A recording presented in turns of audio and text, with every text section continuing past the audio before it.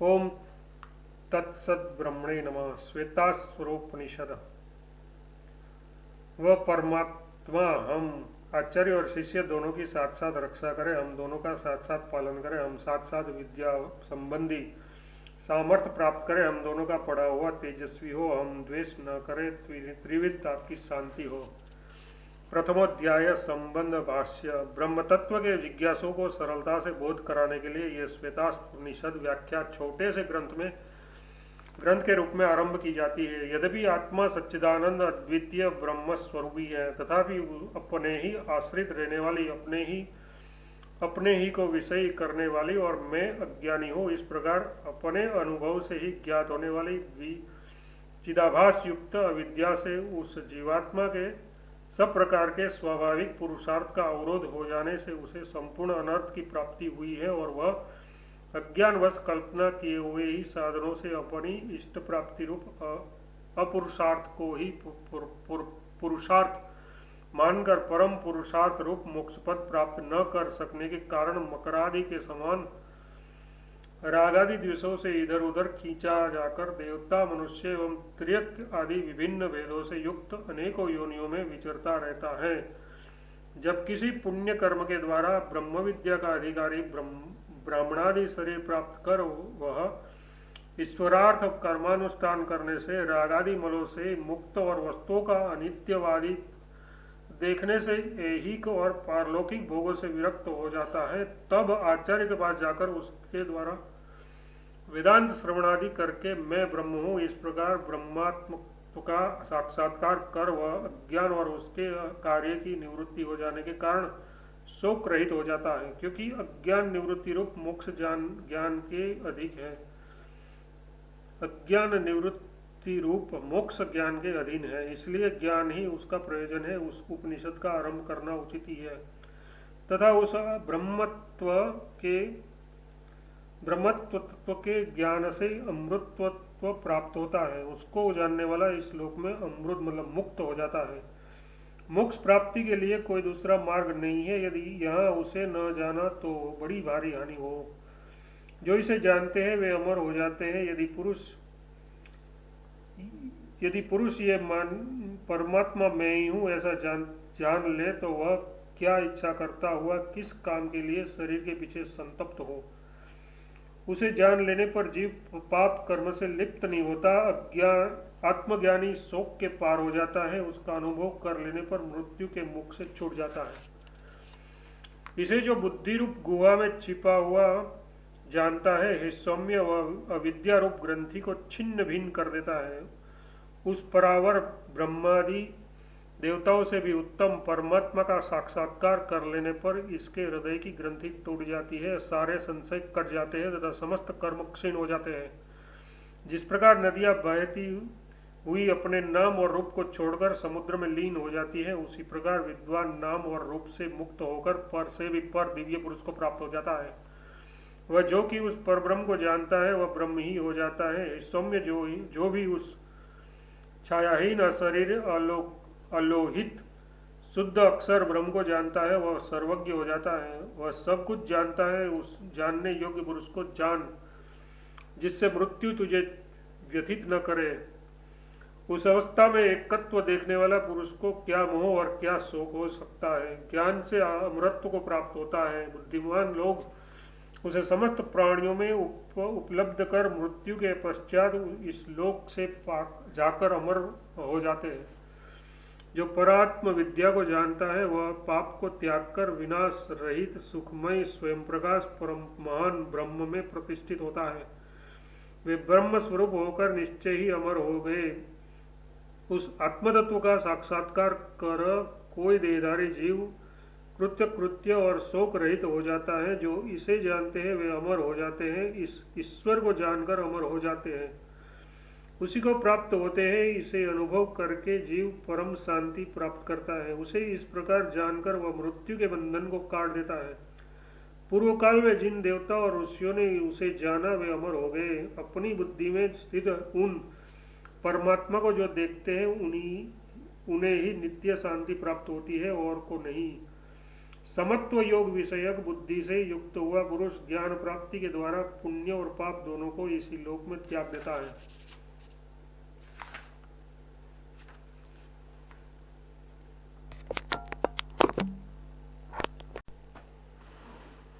समत्व बुद्धि से युक्त पुरुष कर्म जनित फल इष्टानिष्ट देह की प्राप्ति को त्याग कर ज्ञानी हो जीते जी जन्म बंधन से मुक्त होकर समस्त उपद्रवियों से रहित मोक्ष नामक परम पद प्राप्त करते हैं तो ज्ञान रूप नौका के द्वारा ही संपूर्ण पापों के पार हो जाएगा।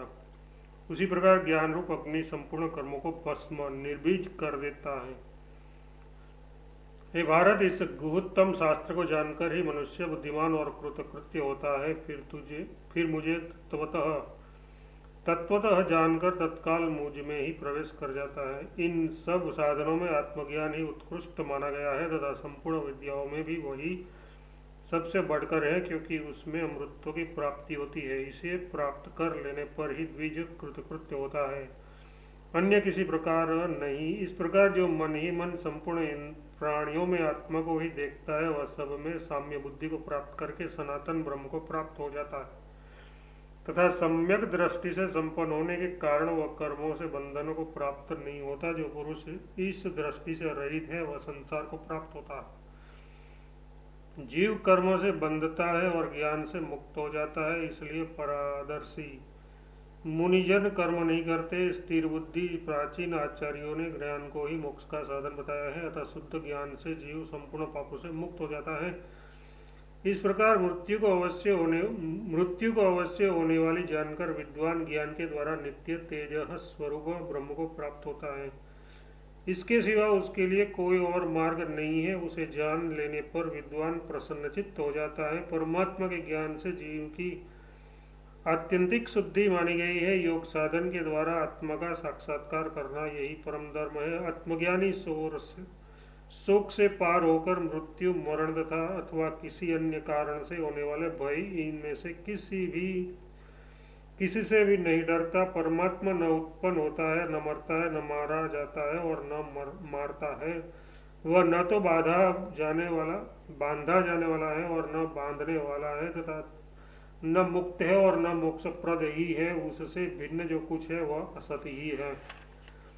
इस प्रकार श्रुति, स्मृति और इतिहास आदि में ज्ञान ही इस मोक्ष का साधन जाना जाता है। अतः इस ज्ञान साधक उपनिषदों को आरंभ करना उचित ही है। उसके सिवा उपनिषद नाम से भी ज्ञान का ही परम पुरुषार्थ में साधन होना जाना जाता है। जानने का प्रकार यह है कि उपनिषद ये उप और नी उपसर्ग पूर्वक विसरण मतलब विनाश, गति और अंत अर्थ वाले सत धातु का रूप बतलाया जाता है। उपनिषद शब्द से हम जिस ग्रंथ की व्याख्या करना चाहते हैं उसके द्वारा प्रतिपाद वस्तु को विषय करने वाले ज्ञान का कथन होता है। उस ज्ञान की प्राप्ति ही इसका प्रयोजन है। इसलिए यह ग्रंथ भी उपनिषद कहा जाता है। जो मोक्ष कामी पुरुष दृष्ट और श्रुत विषय से विरक्त हो उपनिषद शब्द से कही जाने वाली विद्या का निश्चय पूर्वक तत्परता से अनुशीलन करते हैं। उनकी संसार की बीजभूता अविद्या का विनाश हो जाने के कारण उन्हें परब्रह्म के पास ले जाने वाली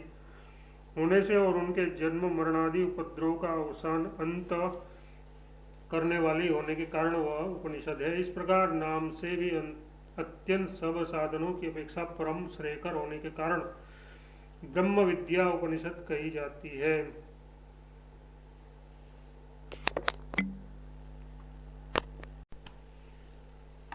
पूर्व पक्ष यदि विज्ञान ही मोक्ष का साधन होता तो इस प्रकार इस उपदेश से उपनिषद का आरंभ किया जा सकता था, किंतु ऐसी बात है नहीं, क्योंकि हमने संपन्न किया है अतः हम अमर हो गए हैं। चातुर्मास याग करने वाले का पुण्य अक्षय होता है इत्यादि वाक्यों से कर्मों का भी मोक्ष साधनत्व स्वीकार किया गया है।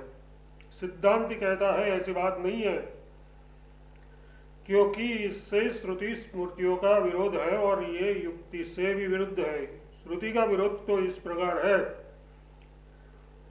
जिस प्रकार ये कर्म द्वारा उपार्जित लोक क्षीण हो जाते हैं उसी प्रकार वो पुण्य द्वारा प्राप्त लोक भी क्षीण हो जाता है। उसी को जानने वाला पुरुष इस लोक में अमर हो जाता है। मोक्ष प्राप्ति के लिए कोई दूसरा मार्ग नहीं है। कर्म प्रजा अथवा धन से नहीं, किंतु किन्हीं किन्हीं ने त्याग से ही अमृतत्व प्राप्त किया है। जिन पर ज्ञान की अपेक्षा निकृष्ट श्रेणी का कर्म अवलंबित कहा गया है कि वे 16 ऋत्विज यजमान और यजमान पत्नी ये यज्ञ के 18 रूप अस्थिर एवं नाशवान है। जो मूढ़ यही श्रेष्ठ है ऐसा मानकर प्रसन्न होते हैं, वे फिर भी जरा मरण को प्राप्त होते हैं। इस संसार में कोई नित्य पदार्थ नहीं है, अतः अनित्य फल के साधक कर्म से हमें क्या प्रयोजन है। अब स्मृति का विरोध दिखलाते हैं। जीव कर्म से बनता है और ज्ञान से मुक्त हो जाता है। इसी से पारदर्शी मुनिजन कर्म नहीं करते। अज्ञान रूपी मल से पूर्ण होने के कारण ये पुरातन जीव मलिन माना जाता है। उस मल का क्षय होने से ही उसकी मुक्ति होती है, अन्यथा करोड़ों कर्मों से भी इसका छुटकारा नहीं हो सकता। सत्पुरुषों की मुक्ति प्रजा कर्म अथवा धन से नहीं होती, एकमात्र त्याग से ही होती है। त्याग न होने पर तो वे भटकते ही रहते हैं। कर्म का उदय होने पर उसके फल में अनुराग होता है, अतः उसी का अनुगमन करते हैं। मनुष्य मृत्यु को पार नहीं पाते। ज्ञान के द्वारा विद्वान नित्य प्रकाश को प्राप्त होता है, उसके सिवा उसका कोई और मार्ग नहीं है। इस प्रकार केवल त्रयी धर्म मतलब वैदिक कर्मों में लगे रहने वाले सकाम पुरुष अवागमन को प्राप्त होते हैं। वस्तुतः तो ब्राह्मणादि वर्णों के ब्रह्मचर्य आदि आश्रम भी केवल श्रम के ही लिए है। आश्रमों से, वेदों से, यज्ञों से, सांख्यों से, व्रतों से, नाना प्रकार की भीषण तपस्याओं से और उनको अनेकों प्रकार के दानों से लोग उस आत्मा को प्राप्त नहीं कर सकते, किंतु ज्ञानी उसे स्वतः प्राप्त कर लेते हैं। त्रयी धर्म अधर्म का ही हेतु होता है। ये सेमर फल के समान है तात। सैकड़ों दुखों से पूर्ण इस कर्मकांड में कुछ भी सुख नहीं है, अतः मोक्ष के लिए प्रयत्न करने वाला मैं त्रयी धर्म का किस प्रकार सेवन कर सकता हूँ। अज्ञान रूपी बंधन से बंधा होने के कारण जीव अमुक्त माना गया है। उस बंधन की निवृत्ति ज्ञान से ही हो सकती है, जिस प्रकार के प्रकाश से अंधकार की। अतः अज्ञान का पूर्णतया क्षय होने पर ज्ञान से ही मुक्ति होती है। व्रतदान, तप, यज्ञ, सत्य, तीर्थ, आश्रम और कर्मयोग ये सर्व स्वर्ग के ही हेतु है। अतः शुभ अकल्याणकर और अनित्य है, किंतु ज्ञान नित्य, शांतिकारक और परमार्थ स्वरूप है। मनुष्य यज्ञों के द्वारा देवत्व प्राप्त करता है, तपस्या से ब्रह्मलोक पाता है, दान से तरह तरह के भोग प्राप्त करता है और ज्ञान से मोक्ष पद पाता है। धर्म की रस्सी से पुरुष उस ऊपर की ओर जाता है और पाप और रज्जु से अधोगति को प्राप्त होता है, परंतु जो इन दोनों को ज्ञान रूप खड़क से काट देता है वह देहाभिमान से रहित होकर शांति प्राप्त करता है। धर्म अधर्म दोनों का त्याग करो तथा सत असत दोनों को से मुंह मोड़ लो। सत असत दोनों ही से मुंह मोड़ लो। इस प्रकार सत असत दोनों की अवस्था छोड़कर जिस त्यागाभिमान के द्वारा उसका त्याग करते हो उसे भी त्याग दो। इस प्रकार श्रुति और स्मृतियों से विरोध होने के कारण तथा युक्ति से भी विरुद्ध होने से अमृतत्व कर्मसाध्य नहीं है। यदि उसे कर्मसाध्य माना जाए तो मोक्ष भी 4 प्रकार की क्रियाओं के अंतर्गत होने से अनित्य हो जाएगा, क्योंकि जो क्रिया साध्य होता है वह अनित्य होता है। इस नियम के अनुसार क्रिया साध्य वस्तु की नित्यता नहीं देखी जाती, किंतु मोक्ष को तो सभी सिद्धांत वालों ने नित्य माना है। चातुर्मास्य योग के प्रकरण में ऐसी स्तुति भी है कि हे मत्स्य, तू पुनः पुत्र रूप से उत्पन्न होता है, यही तेरा अमृतत्व है। तथा सुकृतम, इस श्रुति में सुकृत का अक्षयत्व बतलाया गया है और सुकृत शब्द कर्म के अर्थ में प्रयुक्त होता है। शंका। तब इस प्रकार तो देवत्वादि की प्राप्ति के हेतु होने से कर्म बंधन के ही कारण सिद्ध होते हैं। समाधान। सचमुच स्वयं तो वे बंधन के ही कारण है, ऐसा ही श्रुति भी कहती है। कर्म से पितृलोक प्राप्त होता है, ये सब पुण्य लोकों के ही भागी होते हैं। इष्ट और पुरुष कर्मों को ही सर्वश्रेष्ठ समझने वाले मूढ़ पुरुष किसी अन्य श्रेय साधन को नहीं जानते। वे लोग स्वर्गलोक के उच्च स्थान में अपने पुण्यकर्म के उपभोग के लिए प्राप्त दिव्य देह में पुण्य फल भोग कर इस मनुष्य लोक में या इससे भी निकृष्ट लोक पशु पक्षी आदि योनि अथवा नरक में प्रवेश करते हैं। इस प्रकार जो कोई कर्मों में अनासक्त होते हैं वे ही परादर्शी होते हैं। ये पुरुष ज्ञान स्वरूप है, ये कर्म प्रधान नहीं माना जाता। इस प्रकार त्रयी धर्म मतलब केवल वैदिक कर्म में तत्पर रहने वाले सकाम पुरुष आवागमन को प्राप्त होते रहते हैं इत्यादि। किंतु जब कोई पुरुष फल की इच्छा न रखकर केवल भगवान के लिए ही कर्मों का अनुष्ठान करते हैं तो वे मोक्ष के साधन ज्ञान की साधन भूता अंतःकरण शुद्धि के साधन होकर परंपरा से मोक्ष के साधन होते हैं। ऐसे ही भगवान ने कहा है, जो पुरुष कर्मफल की आसक्ति छोड़कर भगवान के समर्पण पूर्वक कर्म करता है वह जल से कमल के पत्ते के समान उस कर्म के शुभाशुभ फल रूप पाप से लिप्त नहीं होता। योगी लोग फल विषयक आसक्ति छोड़कर केवल शरीर मन बुद्धि और इंद्रियों से अंतःकरण की शुद्धि के लिए कर्म किया करते हैं। हे कुंती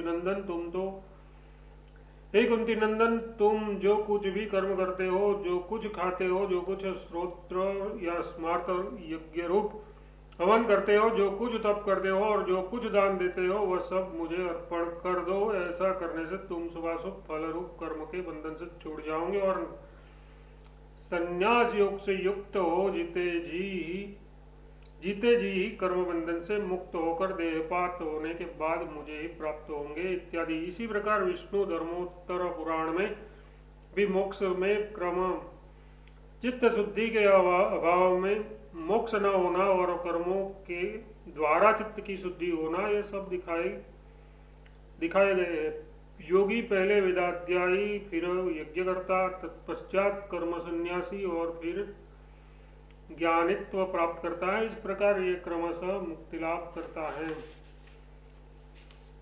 जब तक अनेकों जन्मों के सांसारिक संसर्ग से संचित हुआ पाप पुंज क्षीण नहीं होता तब तक लोगों की बुद्धि भगवान की ओर प्रवृत्त नहीं होती।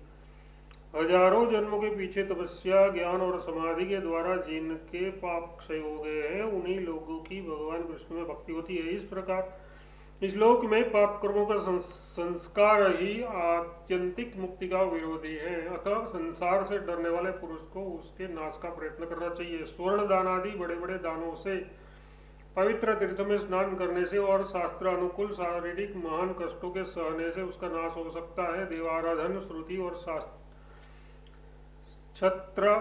शस्त्रास्त्रों के श्रवण, सत्शास्त्रों के श्रवण, पवित्र तीर्थ स्थानों में दर्शन और गुरु की सेवा करने से भी पाप का बंधन निवृत्त हो जाता है। याज्ञवल्क्य जी भी ज्ञान में चित्त शुद्धि की अपेक्षा और उसके साधन प्रदर्शित करते हैं। ज्ञानोत्पत्ति की हेतु होने से भिक्षु को स्वतंत्रता मतलब मुक्ति प्राप्त करने के लिए विशेष रूप से चित्त की शुद्धि ही करनी चाहिए। जिस प्रकार मलिन दर्पण में अपना रूप नहीं देखा जा सकता, उसी प्रकार जिसका अंतःकरण परिपक्व मतलब वासना रहित नहीं है वह आत्मज्ञान प्राप्त करने की योग्यता नहीं रखता। अब चित्त शुद्धि के साधन बताते हैं। गुरु सेवा, वेद और शास्त्र के तात्पर्य का विवेचन, शुभ कर्मों का आचरण, सत्पुरुषों का संग, अच्छी वाणी बोलना, स्त्री मात्र के दर्शन और स्पर्श का त्याग, समस्त प्राणियों में आत्मदर्शन करना, परिग्रह का त्याग, पुराने कसाय वस्त्र धारण करना, विषयों की ओर से इंद्रियों को रोकना, तंद्रा और आलस्य को त्यागना, देह तत्व का विचार, प्रवृत्ति में दोष दर्शन, रजोगुण और तमोगुण के त्याग द्वारा सत्वगुण को बढ़ाना, किसी प्रकार की इच्छा न करना और मनोनिग्रह, इन उपायों के द्वारा जिनका अंतःकरण पवित्र हो गया है वह योगी मोक्ष को प्राप्त हो जाता है। वेद पुराण ज्ञानमय उपनिषद श्लोक सूत्र भाष्य तथा और भी जहाँ कहीं भी कुछ शास्त्र है वे सब एवं वेद पाठ ज्ञानानुष्ठान ब्रह्मचर्य तप इंद्रिय दमन श्रद्धा उपवास और स्वतंत्रता दूसरे किसी को आशा न रखना ये सब आत्मज्ञान के साधन है। इसी प्रकार अथर्ववेदीय उपनिषद में भी आत्मज्ञान चित्त शुद्धि की अपेक्षा रखने वाला है। ये दिखलाते हैं जिस समय सहस्त्रों जन्मों के अंत अनंत पाप क्षीण हो जाते हैं उसी समय पुरुष योग के द्वारा संसार का उच्छेदन करने वाला ज्ञान रूप महान साधन देख पाते हैं। जिस चित्त के शुद्ध और निर्मल हो जाने पर जिसके दोष क्षीण हो गए हैं वे यतिजन संपूर्ण भूतों को आत्मस्वरूप ही देखते हैं। बृहदारण्य में भी इस आत्मा को ब्राह्मण गण वेद पाठ यज्ञ दान तप और उपवास के द्वारा जानने की इच्छा करते हैं। इस वाक्य द्वारा श्रुति यज्ञादि को जिज्ञासा का हेतु प्रदर्शित करती है।